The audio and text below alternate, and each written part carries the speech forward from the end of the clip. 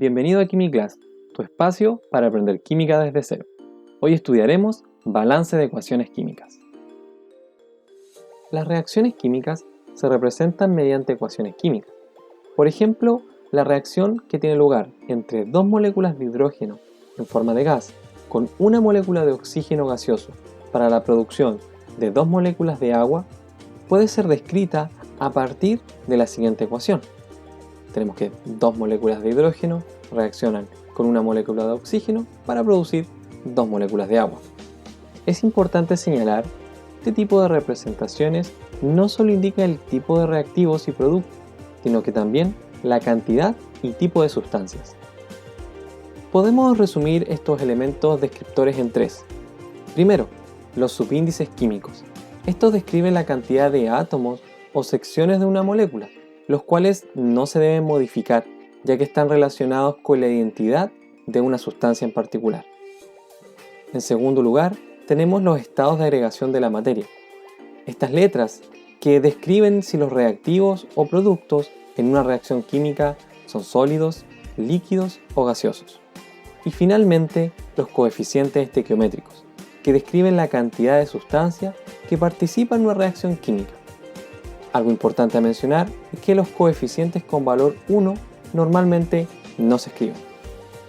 Ahora bien, nos podemos preguntar ¿por qué y cómo aparecen estos coeficientes estequiométricos? La respuesta a esto se encuentra en la ley de conservación de la masa. En toda reacción química, la masa se conserva, es decir, la masa total de los reactivos es igual a la masa total de los productos. Sin embargo, ¿por qué sucede esto? La respuesta se encuentra en que en una reacción química los átomos no se crean ni se destruyen, solo se reacomodan. De esta manera, para cumplir con la ley de conservación de la masa, se introducen números enteros, llamados coeficientes estequiométricos, que permiten igualar la cantidad de átomos a ambos lados de una ecuación química. Esto se conoce como balancear una ecuación química. Veamos un ejemplo. La siguiente ecuación química representa la reacción de oxidación del fierro. De acuerdo a lo visto anteriormente, en una reacción química, los átomos no se crean ni se destruyen, solo se reacomodan. De esta manera, la cantidad de átomos de fierro y oxígeno deberán ser iguales a ambos lados de la ecuación química, de modo que esta representación sea correcta. Para abordar esta cuestión, es decir, si la ecuación química está correctamente balanceada, debemos determinar la cantidad de átomos de fierro y oxígeno en reactantes y productos. Así entonces, tenemos que el número de átomos de fierro en los reactivos es igual a 1 por 2, que es igual a 2. Esto se ha determinado a partir de una multiplicación entre el coeficiente estequiométrico, que es 1, por el subíndice, que es 2, el cual acompaña la fórmula química de este elemento. Luego, seguimos con el número de átomos de oxígeno en los reactivos, que es igual a 1 por 2, que es igual a 2 átomos de oxígeno. En los productos, tenemos que el número de átomos de fierro es igual a 2, mientras que el número de átomos de oxígenos es igual a 3, siguiendo la misma manera de operar. Así entonces, podemos ver que hay 2 átomos de fierro en los reactantes y en los productos, mientras que el número de átomos de oxígeno es 2 y 3 respectivamente. Por lo tanto, la ecuación química no está balanceada. Con el propósito de poder balancear o ajustar esta ecuación, utilizaremos el método del tanteo, que consiste en ensayos de prueba y error, añadiendo coeficientes estequiométricos de prueba que nos permitan ir ajustando los átomos de cada especie. Casi siempre lo mejor es balancear primero los elementos que aparecen en el menor número de fórmulas químicas en cada miembro de la ecuación. Sin embargo, es posible seguir algunas reglas generales. 1. Ajustar los metales. 2. Ajustar los no metales. 3. Ajustar los átomos de oxígeno e hidrógeno. Para este caso, podemos comenzar ajustando los átomos metálicos, como el fierro. Sin embargo, estos ya están ajustados, por lo que podemos continuar con los átomos de oxígeno. Como en los reactantes tenemos 2 átomos de oxígeno y en los productos 3, debemos encontrar un número entero que iguale la cantidad de oxígenos a ambos lados de la ecuación. Así entonces, si multiplicamos la molécula de oxígeno por 3 y la molécula de óxido de fierro por 2, Nos queda lo siguiente. En reactantes, el número de átomos de fierro es igual a 1 por 2, que es igual a 2, y el número de átomos de oxígeno es 3 por 2, que es igual a 6. En los productos, tenemos que el número de átomos de fierro es igual a 2 por 2, que es igual a 4, y el número de átomos de oxígeno es igual a 2 por 3, que es igual a 6.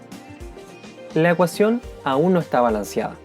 Si bien los átomos de oxígeno están ajustados, los átomos de fierro aún no lo están. Para corregir esto, multiplicamos por 2 la molécula de fierro y comprobamos. En reactivos, el número de átomos de fierro es igual a 4 y el número de átomos de oxígeno es igual a 6. Por otro lado, en productos, el número de átomos de fierro es igual a 4 y el número de átomos de oxígeno es igual a 6. Finalmente, la ecuación está ajustada. Tenemos la misma cantidad de átomos en reactivos y productos. Veamos otro ejercicio. Tenemos la siguiente reacción química. A priori, una molécula de cloruro de fierro reacciona con una molécula de fosfato de sodio para producir una molécula de fosfato de fierro más una molécula de cloruro de sodio. Para evaluar si esta ecuación está ajustada o balanceada, procedemos a determinar la cantidad de átomos de fierro, cloro, sodio, fósforo y oxígeno que hay en reactantes y en productos. Así entonces, en los reactivos tenemos que el número de átomos de fierro es igual a 1, el número de átomos de cloro es igual a 2, el número de átomos de sodio es igual a 3, el número de átomos de fósforo es igual a 1 y el número de átomos de oxígeno es igual a 4. Mientras que en los productos, el número de átomos de fierro es igual a 3, el número de átomos de cloro es igual a 1, el número de átomos de sodio es igual a 1, el número de átomos de fósforo es igual a 2 y el número de átomos de oxígeno es igual a 8. A partir de lo anterior, podemos ver que la ecuación química no está balanceada. Para balancear esta ecuación química, comenzamos ajustando el átomo de fierro. Como se puede ver en la ecuación química, tenemos un átomo de fierro en los reactivos y 3 átomos de fierro en los productos. Para ajustarlos, podemos multiplicar la molécula de cloruro de fierro por 3. Verificamos y tenemos que el número de átomos de fierro en reactivos y productos es igual a 3, mientras que el número de átomos de cloro es igual a 6 en reactivos, mientras que en productos es igual a 1. Por otro lado, el número de átomos de sodio, fósforo y oxígeno se mantienen fijos en ambos lados de la ecuación. Continuamos ajustando los átomos de cloro. Para ello, multiplicamos por 6 la molécula de cloruro de sodio.